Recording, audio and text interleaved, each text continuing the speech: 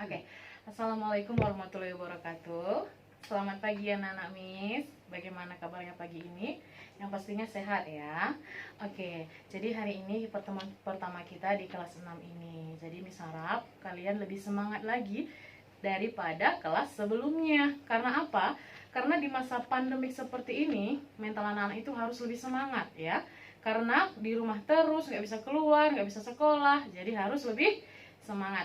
Nah, jadi sebelum kita masuk ke materi kita, Miss mau jelasin nih tema 1, subtema 1, pembelajaran 1 itu apa aja, Miss? Nah, yang pertama, tema 1 itu adalah tentang selamatkan makhluk hidup. Nah, tema 1 ada 3 subtema. Jadi kita satu-satu dulu nih. Subtema 1 itu ada tentang tumbuhan sahabatku. Nah, jadi pembelajaran pertama ini ada tujuannya. Jadi apa itu, Miss, tujuannya, Miss? Nah, jelasin ya. 1, tujuan pembelajaran kita ini adalah anak-anak harus dapat menemukan ide pokok dan informasi penting dalam bacaan serta mengaplikasikannya dalam bentuk diagram. Nah, yang kedua, anak-anak harus dapat mengembangkan ide pokok menjadi tulisan menggunakan bahasa sendiri secara rinci. Nah, yang ketiga, anak-anak dapat mengidentifikasi perkembangbiakan generatif melalui gambar. Yang keempat, anak-anak dapat menemukan persamaan dan perbedaan karakteristik dua negara ASEAN terkait kendala sosial budayanya. Nah, jadi anak-anak, sebelum Miss kasih materinya, sebelum Miss paparkan videonya yang nantinya kalian simak, kalian harus lebih mendengarkan apapun yang dalam video tersebut. Nah, jadi kalian harus menonton video sampai akhir. Karena apa? Karena di akhir video Miss kasih latihan. Latihan itu wajib ditulis di buku latihan yang sudah Miss paparkan sebelumnya di kelas kemarin. Nah, jadi nanti setelah ini kalian jangan lupa absen. Oke? Jadi untuk lebih semangat lagi menonton videonya, kalian harus semangat ikutin Miss ya. Oke, 1, 2, 3. Semangat. Oke, lebih semangat ya. Jadi setelah ini simak videonya dan selamat menyaksikan. Assalamualaikum warahmatullahi wabarakatuh. Selamat pagi, bye-bye. Apa manfaatnya dalam kehidupanmu? Apa yang ingin kalian ketahui tentang tumbuhan sebagai sumber makanan? Perhatikan gambar berikut ini. Hewan dan manusia memperoleh manfaat dari tumbuhan.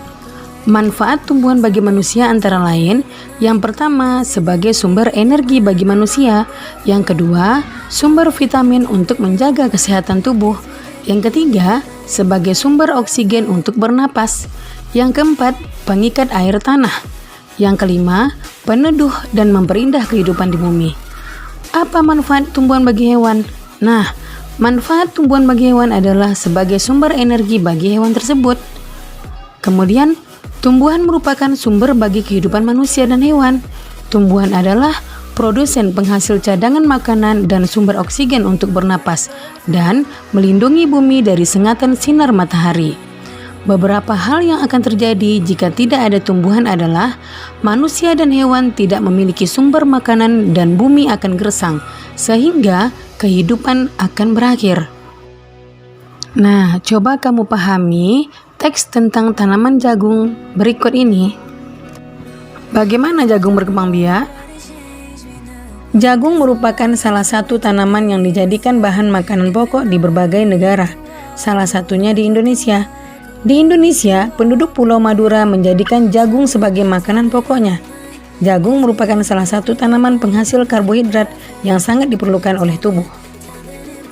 Seorang petani jagung memulai pembiakan tanamannya dengan menanam biji jagung. Setelah 3-4 hari, bakal tanaman akan muncul di permukaan tanah. Tanaman jagung akan terus tumbuh menjadi besar. 3 hingga 3,5 bulan, buah jagung dapat dipanen oleh petani.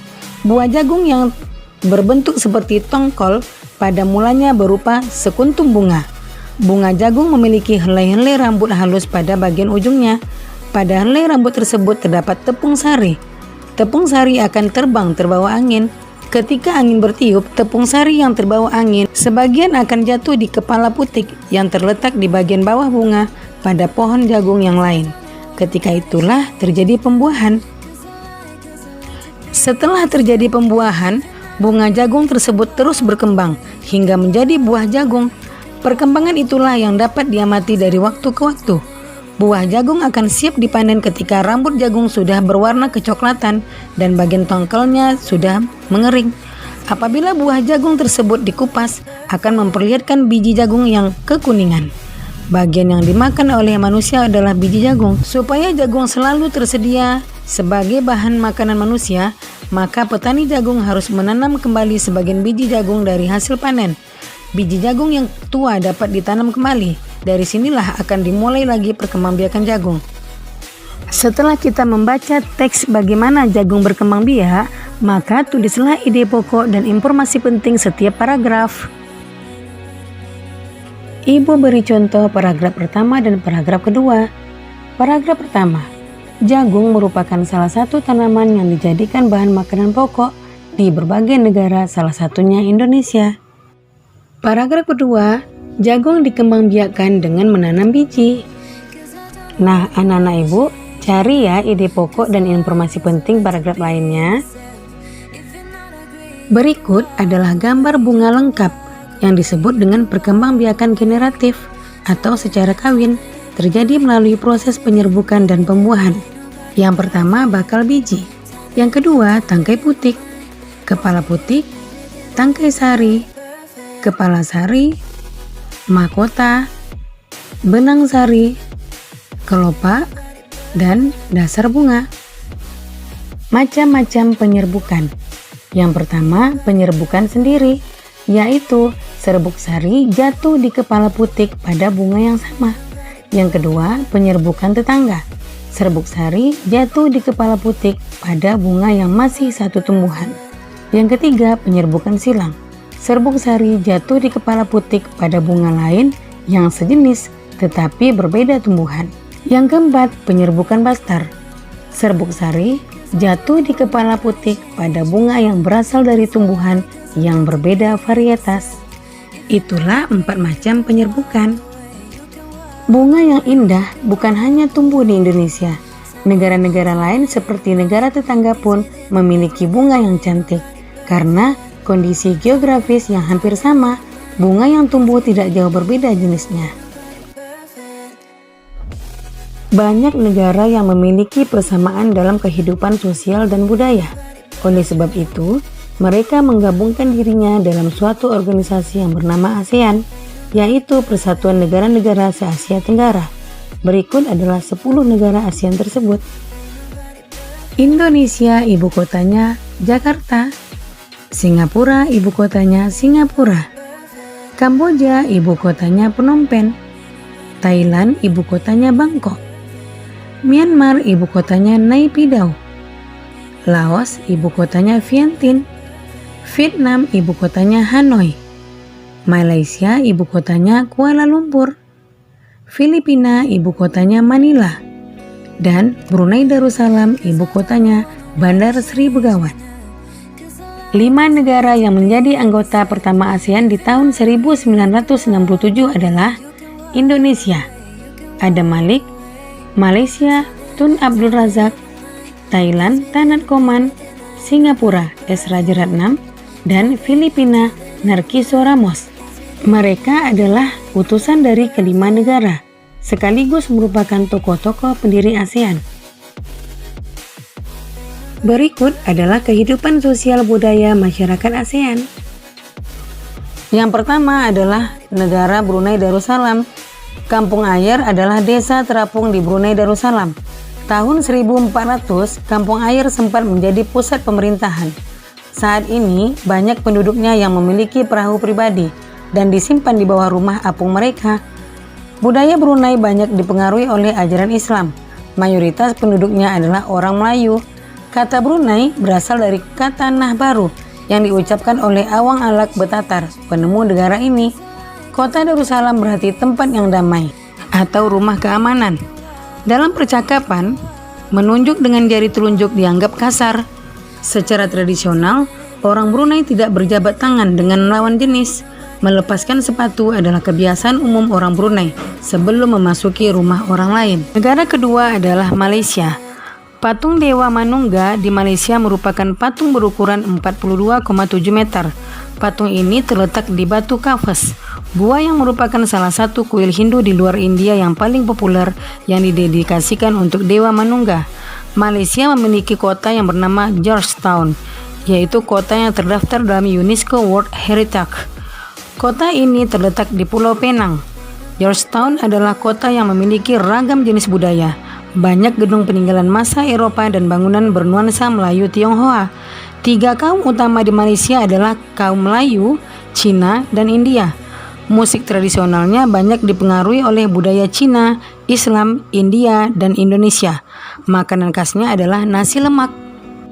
Yang ketiga adalah negara Filipina. Budaya Filipina merupakan hasil perpaduan antara budaya Barat dan Timur. Kehidupan budayanya dipengaruhi oleh budaya Melayu, Cina, dan Spanyol. Bahasa Filipina adalah bahasa nasional, dengan bahasa Inggris sebagai bahasa pengantar untuk urusan perdagangan atau pergaulan. Ada 8 dialek utama yang digunakan masyarakat Filipina. Po dan Opo adalah sebutan orang Filipina terhadap orang yang lebih tua. Mereka memanggilnya dengan menggunakan kata-kata seperti kuya, ate, monang, atau manang, yang menunjukkan rasa penghormatan. Yang keempat adalah Kamboja. Banyak candi di Kamboja terbuat dari batu. Dewa-dewa dari agama Hindu dan Buddha terukir pada tembok. Tari Apsara lahir pada 2000 tahun yang lalu. Relief tarian banyak ditemukan di bangunan-bangunan keagamaan di Kamboja. Orang Khmer mengenakan syal kotak-kotak yang disebut krama. Yang keempat adalah negara Myanmar. Myanmar disebut sebagai negara 1000 pagoda. Hal ini disebabkan karena sangat mudah menemukan kuil-kuil suci Buddha. Mayoritas penduduk Myanmar adalah keturunan Tibet. Bahasa yang digunakan adalah bahasa Burma. Pakaian tradisional Myanmar yang disebut dengan longyi mirip sarung Indonesia. Namun, kain ini membelit bagian tubuh mereka mulai dari perut hingga betis. Longyi yang berbahan kain katun bukan saja dikenakan pria dewasa, namun juga anak-anak dan wanita. Yang keenam adalah negara Vietnam. Permainan menangkap jangkrik dengan mata tertutup adalah permainan tradisional anak Vietnam. Anak yang berada di tengah lingkaran matanya ditutup kain, menangkap salah satu teman dan menebak namanya. Yang ketujuh adalah negara Laos. Nama Laos berhubungan dengan penemunya, yaitu Ai Lau. Orang Laos terkenal kesabaran dan kesederhanaannya.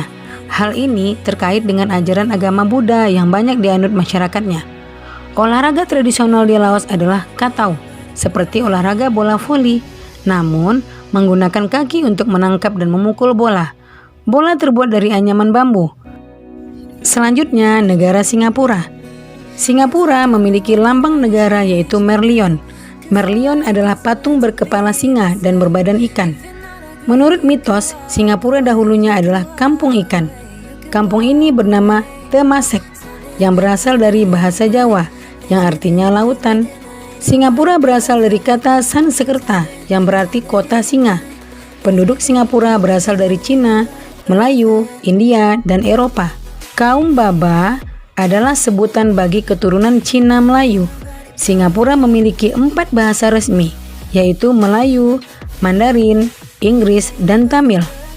Masyarakat Singapura memiliki budaya jalan kaki. Sekitar 80% masyarakat memilih untuk berjalan kaki kemana-mana. Hal ini disebabkan harga kendaraan, yaitu mobil dan bahan bakar, sangat mahal. Kepiting cabai adalah makanan yang sangat digemari masyarakat Singapura. Terakhir adalah negara Thailand. Thailand adalah satu-satunya negara di ASEAN yang tidak pernah dijajah bangsa Eropa. Thailand dalam bahasa Thai adalah Pratit Thai, yang artinya tanah kebebasan. Sejak tahun 1800-an, Thailand berubah nama, antara lain Siam, dari bahasa Sanskerta yang artinya gelap atau coklat, dan Thailand. Wilayah Asia Tenggara dibagi menjadi 2 daratan, yaitu yang pertama, daratan berbentuk semenanjung. Wilayah yang berbentuk semenanjung adalah Myanmar, Thailand, Laos, Kamboja, Vietnam, dan wilayah Malaysia bagian barat. Yang kedua, berbentuk gugusan kepulauan. Wilayah yang berbentuk gugusan kepulauan adalah Filipina, Indonesia, wilayah Malaysia bagian timur, Singapura, dan Brunei Darussalam. Nah, sekarang Tulislah pemikiranmu tentang karakteristik negara pada diagram Venn yang telah disiapkan. Perhatikan caranya berikut ini. Pertama, tentukan 2 negara yang akan kamu cari informasinya. Lebih dalam lagi, tulislah di kotak yang telah tersedia. Yang kedua, tulis masing-masing karakteristiknya di lingkaran sesuai dengan negaranya. Yang ketiga, di tengah lingkaran, kamu dapat menuliskan persamaan karakteristik yang dimiliki oleh kedua negara tersebut. Nah, ini adalah contoh karakteristik antara 2 negara, yaitu negara Indonesia dan Singapura dalam bentuk diagram Venn. Sungguh menarik kehidupan sosial budaya penduduk negara tetangga. Kamu akan belajar lebih banyak lagi loh tentang negara-negara ASEAN.